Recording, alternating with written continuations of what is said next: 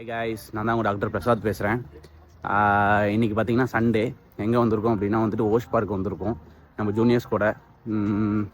இது second day. First day வந்துட்டு காந்தாரா படத்துக்கு போயிருந்தோம்னு சொல்லிட்டு யூடியூப்பில் வீடியோ போட்டிருந்தேன், பாருங்கள். இப்போது இது செகண்ட் டே, செகண்ட் சண்டே.